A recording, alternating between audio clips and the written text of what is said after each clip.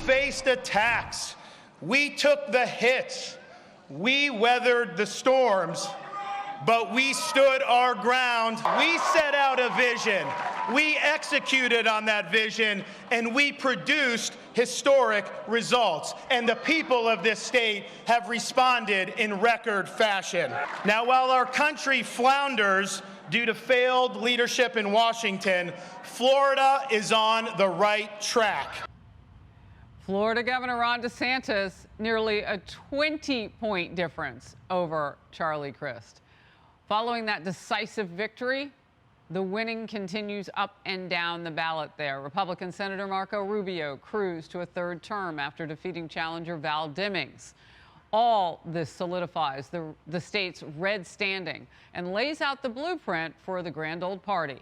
Here's one headline in the New York Post. Ron DeSantis shows he's future of the GOP. You see it, the future, DeSantis. And in the Wall Street Journal, the DeSantis Florida tsunami is what they're calling it. There's even talk of a 2024 presidential run. I think Ron DeSantis got a huge boost and is much more likely to run for president now than we would have guessed. I think DeSantis is probably the biggest single winner of the night, and that means he will overnight be, for everybody who doesn't want President Trump, Ron DeSantis will now become far and away the leading alternative and a superstar. And frankly, you look at the size of his margins, you look at his reaction to the hurricane. As somebody said to me this morning, he just gets things done. Kellyanne Conway also gets things done. Former Trump senior counselor and Fox News contributor. Let's get some things done now in focus. What do you make of Ron DeSantis? And it wasn't just a little bit, it is a decisive win. It's huge. And now they have a veto-proof majority in the state legislature. We flipped 4 House seats there, including with Ana Paulina Luna, Hispanic woman in Pinellas County, a county that went for Obama, Trump, Biden. And so they're all over the place. But the depth and the width of the DeSantis win, and Marco Rubio's win as well, cannot be overstated in our third largest state. And I believe that last night one of the sub-themes is, do I have confidence in your competence as my governor? And sadly for the Republican Party, some of these Democratic governors got reelected in Michigan and Kansas and Wisconsin, certainly gave it up in Pennsylvania with a very deeply flawed Republican candidate on the ballot there who I think hurt Oz and some of those races down ballot. But in Florida, you look at Miami-Dade, a lot of talk about that. You look at Palm Beach County. These were 2 of the 3 counties in the hot seat when it came to hanging chads 22 years ago. When you look at Miami-Dade, I think Trump lost it by 30 points. DeSantis lost it by 20, then Trump lost it by 7, and now DeSantis won it. So you see this, you know, when you have trends over time, and it's not just a sugar high because of one election, those trends are durable and lasting. I look beyond Florida also.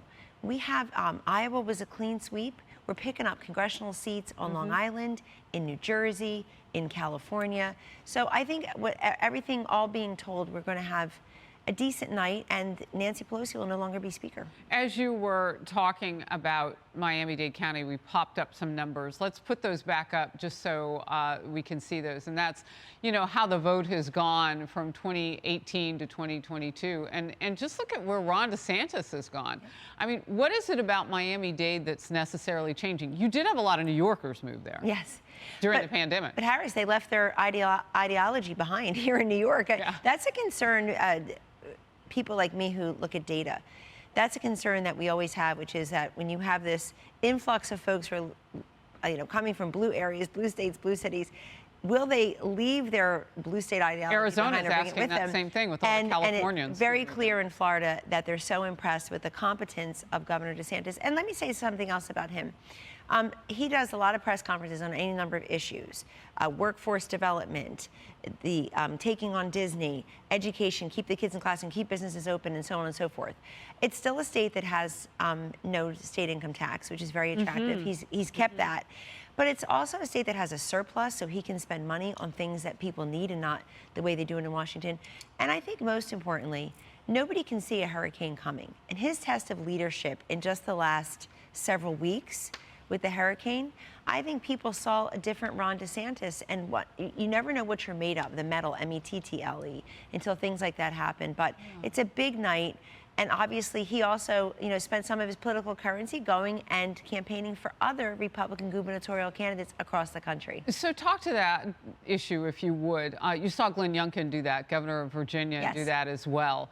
How much of that is important? It's not an endorsement as much as it is, these are people in the party who've won on certain issues.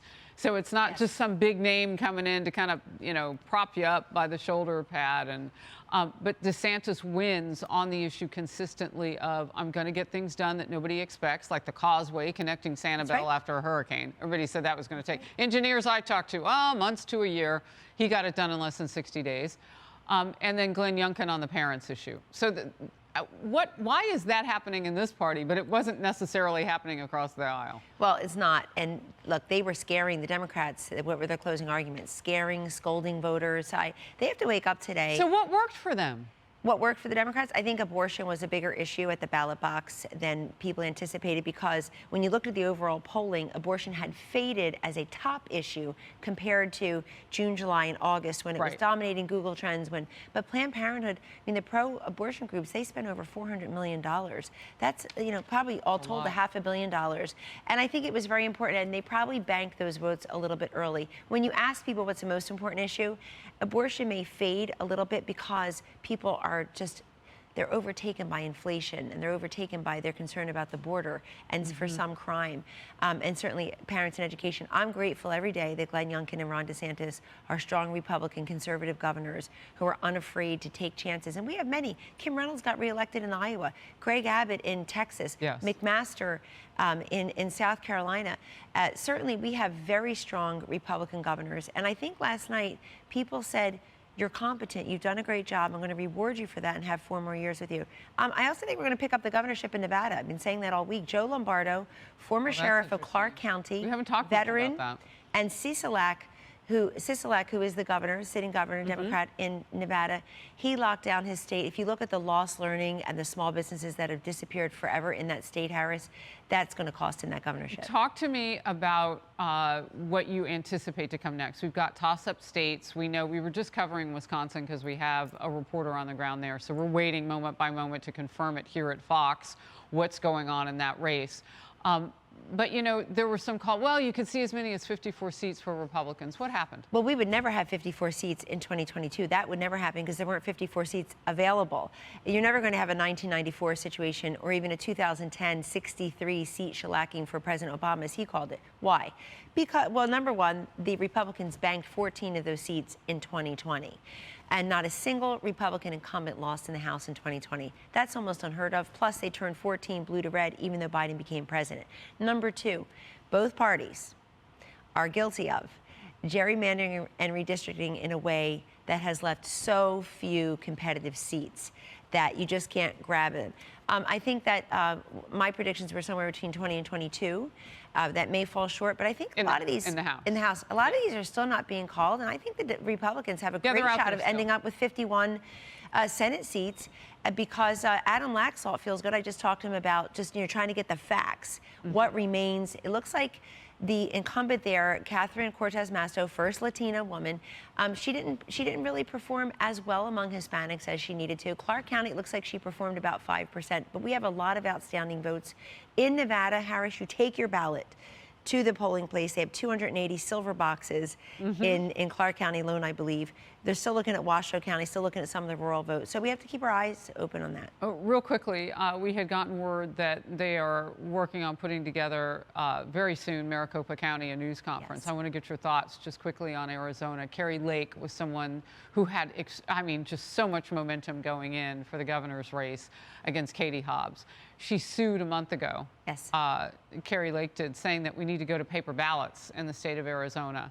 Machines are going to fail. And we saw 20% of the 223 locations with those tabulation machines having trouble. We still don't know exactly the number. And as you and I talk about it, it's happening. Let's go live to Maricopa County right now, where they are updating the situation. What are they going to do to rectify the fact that people had to do it differently yesterday, and they are still counting? Let's watch. Of that signature affidavit. Then we load that into our database and we review the signature. Once the signature is matched, we send it forward to a bipartisan ballot processing team. What that team is that team sits over there. It's a bipartisan team, different parties sitting across from each other, taking those ballots out of the green affidavit envelopes, making sure that the ballot isn't damaged, making sure that it's not torn, making sure that it doesn't have red ink on it, making sure that it doesn't have coffee on it, anything that would inhibit it from being tabulated. So as I mentioned, we've already processed those, and that was about 86,000. We've sent those ahead to the board for tabulation. Now, we also received approximately 50,000 early ballots on Monday. So those were dropped off and received on Monday. Those ballots are currently undergoing processing. So again, they've already undergone that signature review process. They've been signature verified. They've gone through that audit queue, and now they're with the bipartisan team. We will have those done today, and then they will be moved forward to, again, the board for tabulation.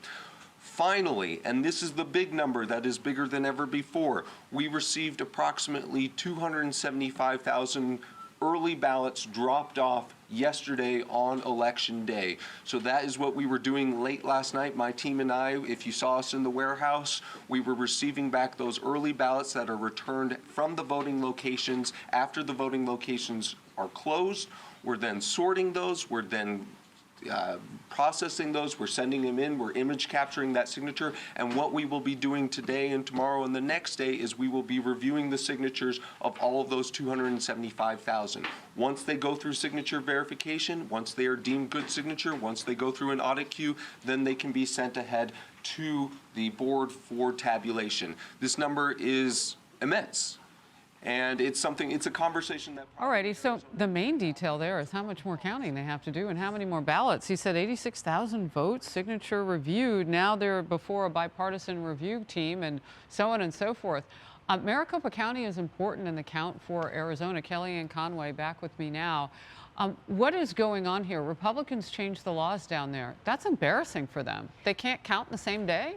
I think the ballots were on the ballot yesterday, too. It's quite embarrassing when you can't do what Florida, Ohio, and I think Oregon does a pretty good job of count your early vote, and then you match the day of voting, and you tell us on election night, Harris, drum roll please, who prevailed in these races. Now, we all knew that from 2 years ago. We know Florida had, it was a laughing stock of the world after 2000 with the hanging chads and got their act together, invested. But all the state legislatures have to make this a priority because our one person, one vote is sacrosanct in the Constitution. It's the most equalizing factor for each of us is to have one vote no matter who we are. And people feel like that can be imperiled, or they actually feel it's not as transparent. They don't understand. They're a little confused. We have to start investing in this. Look, Arizona under Governor Ducey, Republican state legislator, did a great thing on school choice and educational freedom. They ought to be able to do that on election. But let's be patient and wait for every vote, every legal vote to be counted. Yeah, I mean, we don't have in Arizona and Nevada and other places where some of these races are too close to call. I know a different network called it for Senator Ron Johnson in Wisconsin this morning, but it matters. We have to be patient and vigilant because our democracy deserves nothing less than that. Yeah. Just one other thing, the Secretary of State was running in this race. Yes. And that would be the person who's overseeing all of this. And the Republican Carrie Lake had pressed, can you get her to recuse herself from this process, the competitor Katie Hobbs? I don't know how we'll look at those issues going forward, but I just that seemed like a very well-informed gentleman that you showed. Yeah, and he told us what was going on. We just need we need people like that just to tell us and to do it in a very nonpartisan, non-controversial way. Look, Katie Hobbs should have recused herself from counting the votes and not recused herself from debating her opponent. Because if democracy is on the ballot, it demands that these candidates debate. You know why, Harris? That is the free of charge way that we, the voters, get to look at the two candidates side by side and decide who our leader should be. All right. More debates, please. Good to see you. Thanks for being here for the breaking news, because we just happened to be talking about it when that happened. All right.